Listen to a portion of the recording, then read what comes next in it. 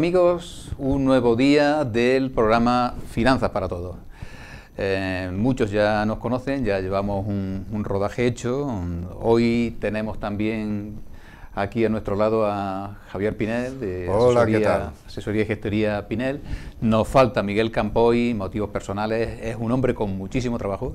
Sabemos que está muy ocupado, abogado, es profesor de la Universidad de Jaén y tiene una agenda muy complicadísima. repleta. Pero bueno, lo retamos para el próximo programa, que seguro que estará con nosotros y traerá algún tema de mucho interés. Y vamos ya con lo que traemos hoy. Hoy traía yo un titular que dice algo así, como: si no quieres perder dinero, es hora de mover tus ahorros.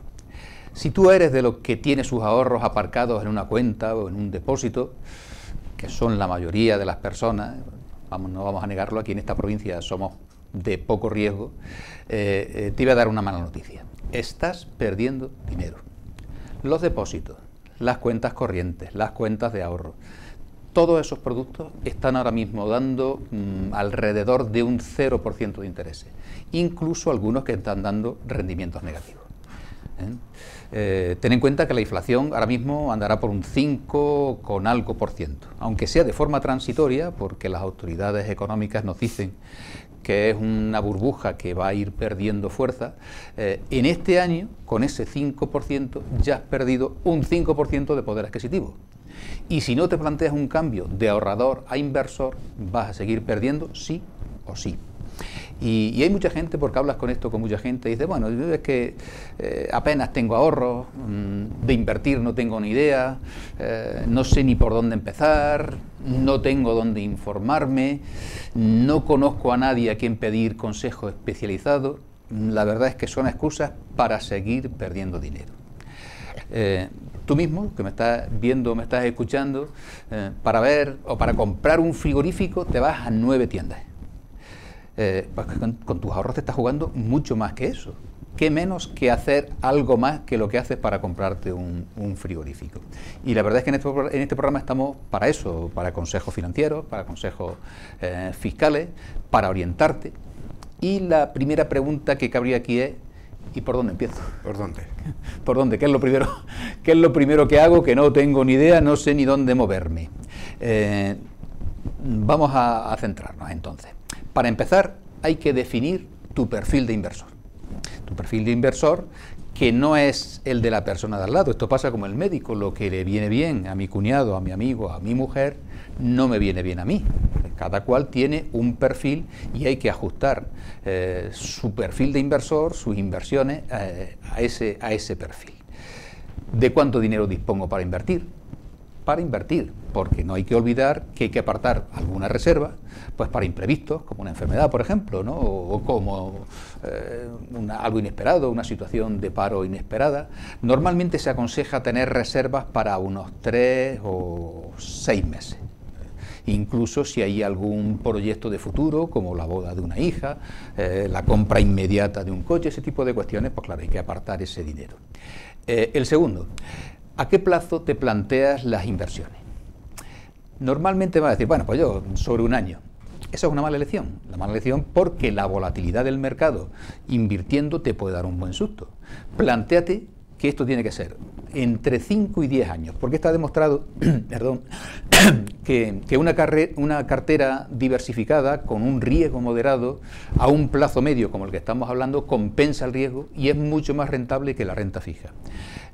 Incluso algunos se plantean o nos planteamos un plazo pues para la jubilación. Yo no sé si yo por lo menos tengo ya cierta edad y te planteas, dices, bueno, mi inversión es para tener una jubilación con un cierto nivel de vida similar al que tienes ahora, pero tengo que planteármelo porque claro, la jubilación, los ingresos por jubilación, y todos estamos viendo las noticias que nos llegan, no son precisamente No son previsiones optimistas. Esta historia hay que planteársela cuanto antes. De hecho, estamos pensando en un programa específico hablar sobre los cambios que ha habido respecto de la planificación para la jubilación, porque se nos han avecinado un montón de cambios, ¿no? Sí. Y tú bien lo sabes, pues los planes desde los planes de pensiones, cuentas de ahorro, hay la modificación en la cuestión de las pensiones, si es de los deducible, años. Si no, es un tema, los años, es muy delicado. Sí. Y un tema además de mucho interés y que conviene a mucha gente.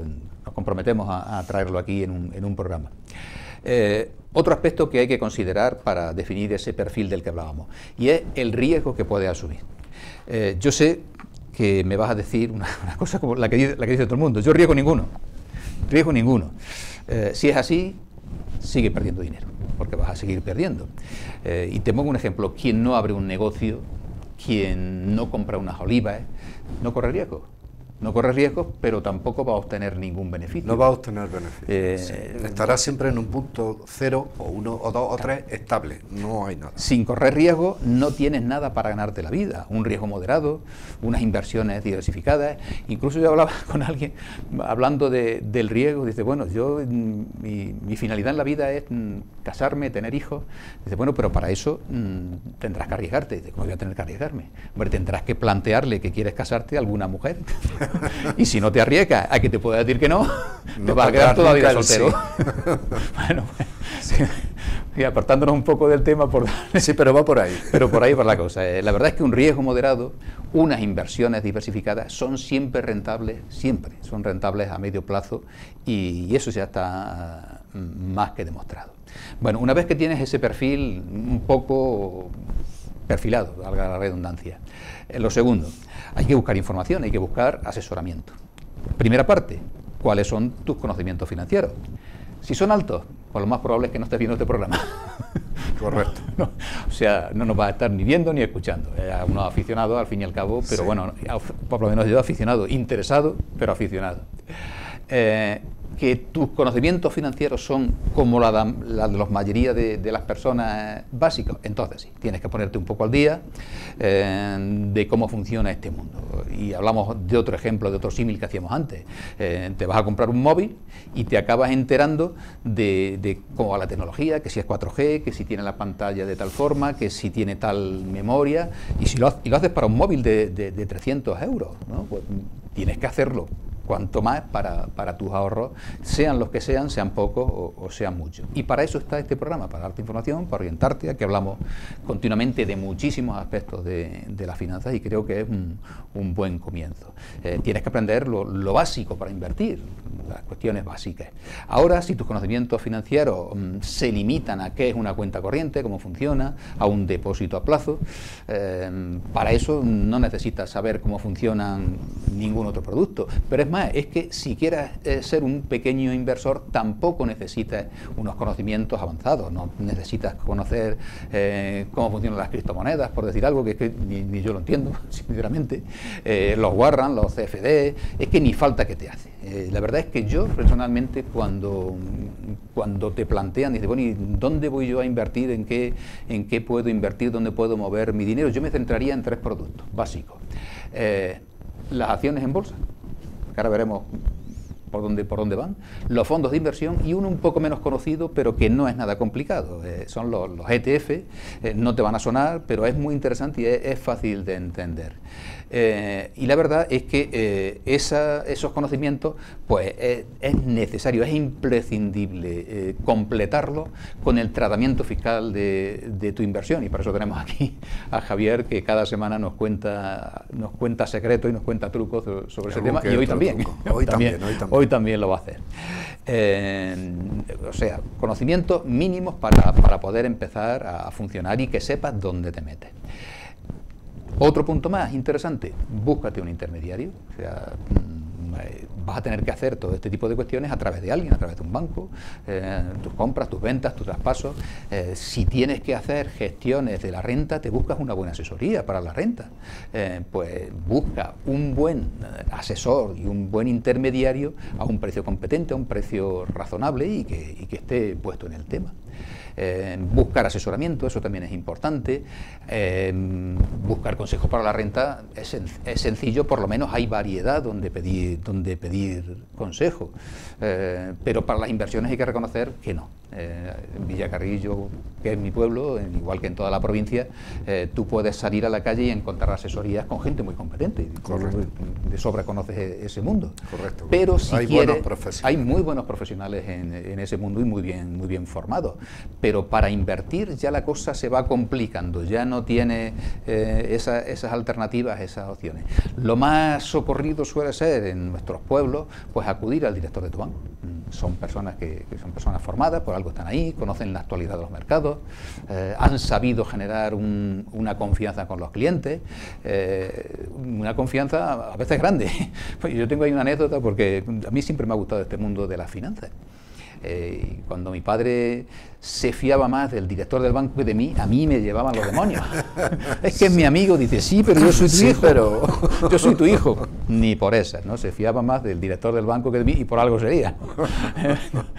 Pero hay un pero, y es que son empleados del banco. Cobran del banco, siguen las políticas financieras de esa entidad bancaria y te van a aconsejar, sí o sí, bien, pero te van a aconsejar productos del banco, como es natural. Son buenos profesionales, pero no son independientes. Te van a aconsejar bien, incluso puede que te aconsejen lo mejor dentro de su banco, pero no son independientes. ¿Qué hago? ¿Miro en Internet? Pues en Internet te vas a encontrar charlatanes de todo tipo, sinceramente. Internet no es un buen sitio para encontrar profesionales, porque si das una vuelta por Internet te ves ese anuncio que dice 250 euros en Amazon te van a dar una renta periódica. Sí. Bueno, pues hay gente que se lo cree. Sí, Dice, sí, bueno, sí, 250 euros y lo pongo y con una rentilla y periódica todos los meses. Eso es imposible de todos los imposibles. Yo te voy a mencionar una opción que es la que yo suelo utilizar. Hay una entidad, bueno, hay varias entidades, pero entre ellas una independiente es la Organización de Consumidores y Usuarios, que tiene una sección financiera.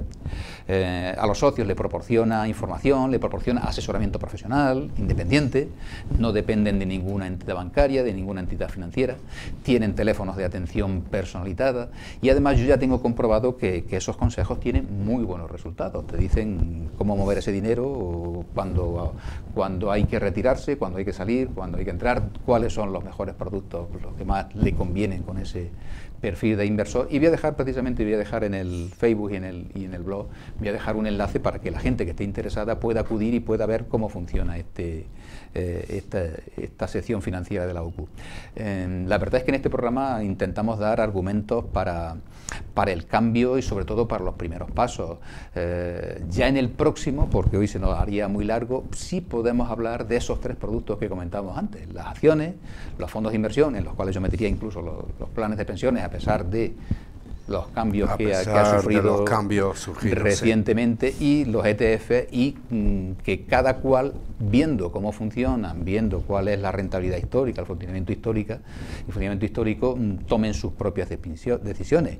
Y piensa una cosa importante, y es que a esto lo vas a tener que dedicar tiempo, eso está claro, pero es que el tiempo que le dediques te va a ser muy rentable, pero muy rentable, más que en otro tipo de cuestiones.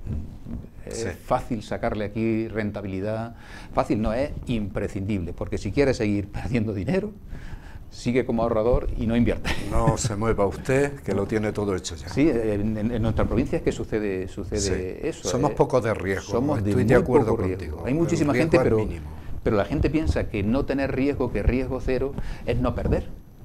Y es falso completamente. No, totalmente. Falso completamente. Con 100 euros del año pasado, ya no me puedo comprar lo mismo este año. Que es por lo que decía, bien dicho, que estás perdiendo dinero. Si ha subido un 5% el coste de la vida, el IPC, los 100 euros del año pasado, ahora necesito 105, que ya no tengo. Y ya no tienes.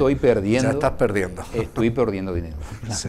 Planténselo, porque eso es algo en lo que les va su dinero.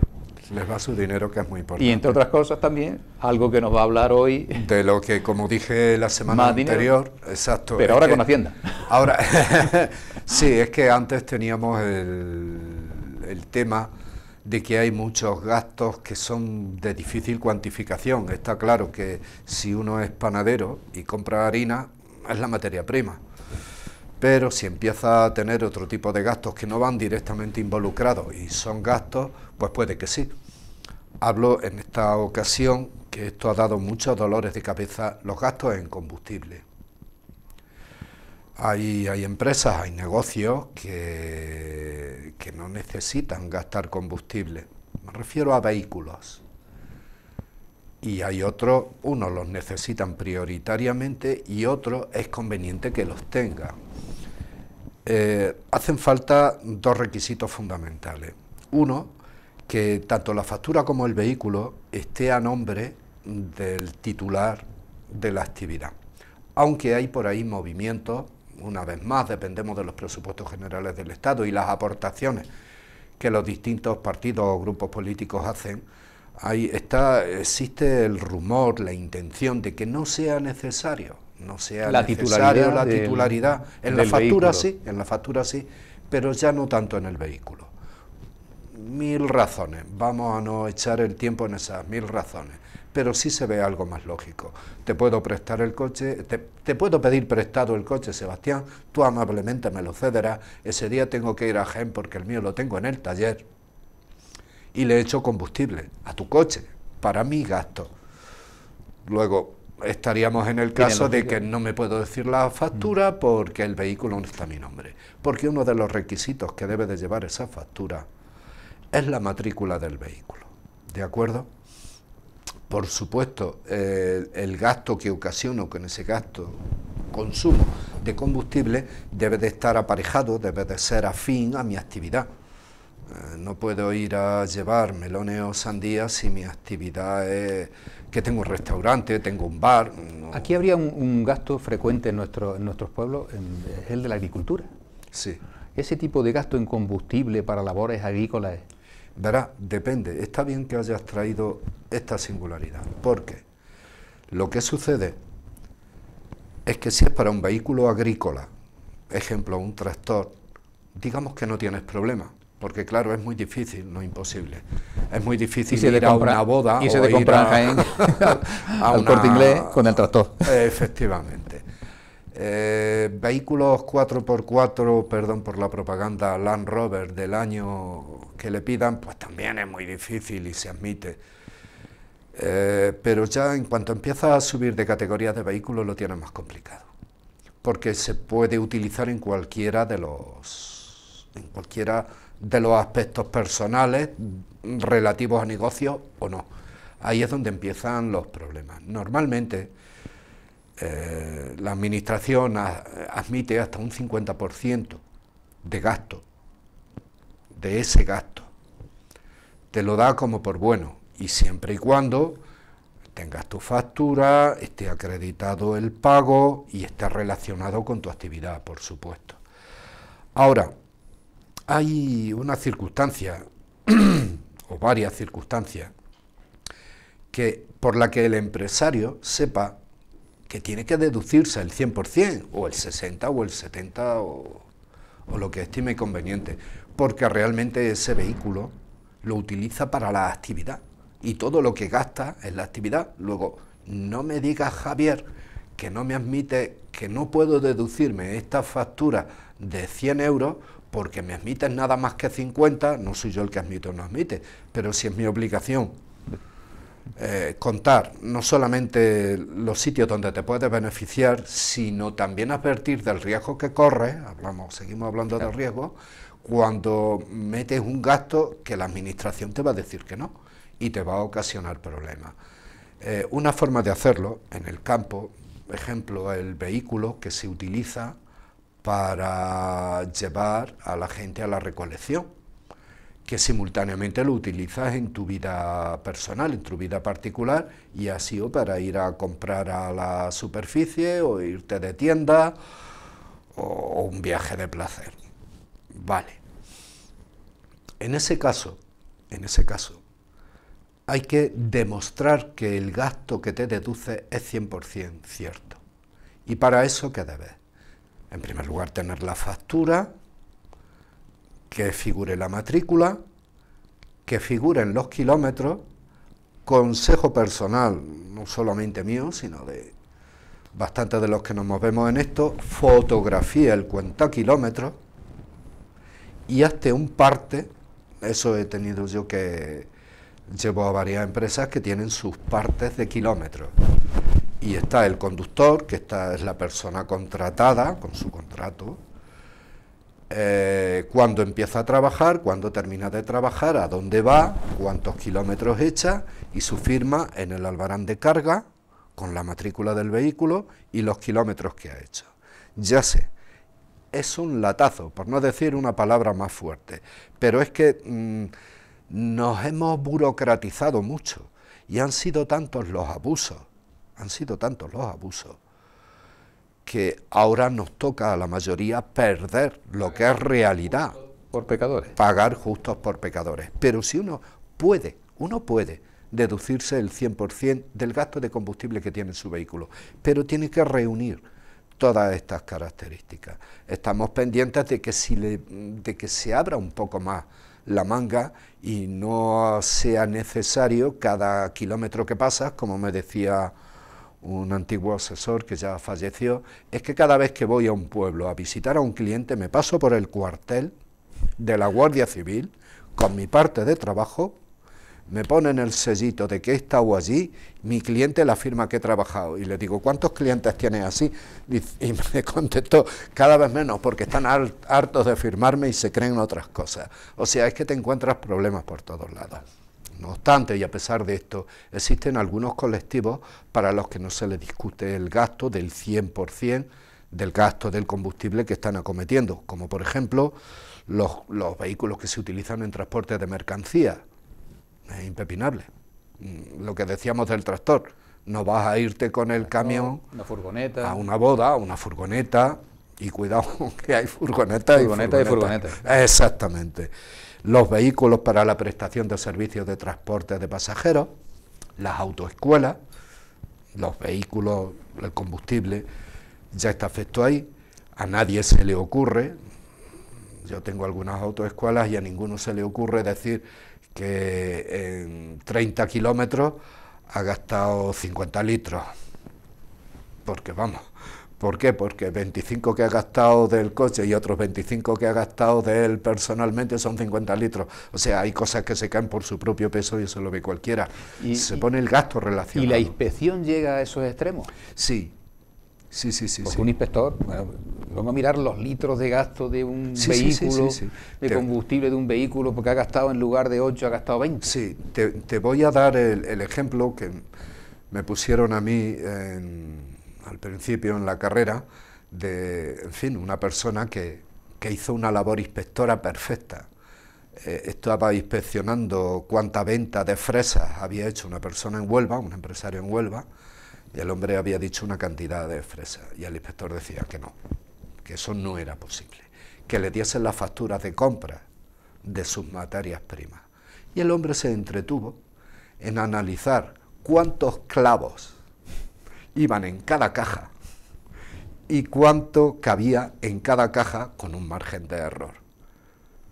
Le ajustó tantísimo la cuenta, que el empresario de Huelva le preguntó, ¿y cómo usted ha sacado esto? Dice, muy fácil, con tantos clavos se sacan tantas cajas, a tantos kilos por caja, usted ha vendido tanto. Y el hombre encima le dio la enhorabuena. O sea que en un momento determinado sí se pueden hacer, porque existen parámetros para controlarlo absolutamente todo. Y hay márgenes de error, hay márgenes de error, en unas cosas mayores, en otras cosas menores. Y bueno, que enhorabuena a los agentes comerciales, a los representantes comerciales, porque para ellos también se admite el 100% del gasto del combustible de su coche. Y fíjate tú, ya demostró un joyero, tuvo que ser un joyero, quien en Madrid demostró que necesitaba un Mercedes grande para ir a vender y a transportar su mercancía, que no podía ir, con perdón del SEAT 127, que tuve uno y me gustaba muchísimo, que un señor que iba a vender una joya que valía 10 veces lo que el coche, iba en un 127, y por cuestión de imagen, que esto enlaza con cuestión de imagen. Por cuestión de imagen. O sea, uno tiene que dar una imagen, y eso es parte del negocio. Un joyero no debería ir en zapatillas de paño, deberías llevar un zapato acorde, si no, ¿cómo lo vas a vender? A mí me viene un médico, un representante farmacéutico, piojoso, andrajoso, y la verdad me inspira poco. Si quieres ir a ligar a una discoteca, no puedes ir a la entrada con un Renault 6. Por ejemplo. Esto tienes que dar la imagen. Está traído en plan chascarrillo, pero es un ejemplo perfecto de qué sucede en la realidad. Y es que uno tiene que ir representando a aquello que representa. No puede uno menospreciar su imagen porque terminaría minando los ingresos. Es curioso. Es curioso y estas son las cosas que nos tocan. Bueno, pues ya saben los representantes de los representantes de los joyeros, además, que pueden irse hacia arriba. Pero claro, ya la cuestión es que tenga las posibilidades de comprar ese Mercedes.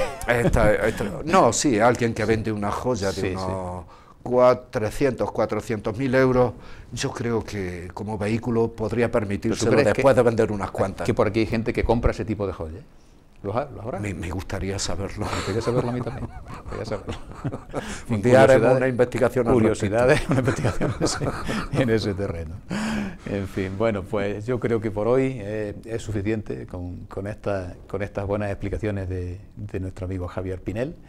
La semana que viene traemos más asuntos que a buen seguro también le son interesantes a nuestros espectadores, nuestros oyentes, para sus propias finanzas y para sus propios asuntos. Hasta la próxima semana. Buen día.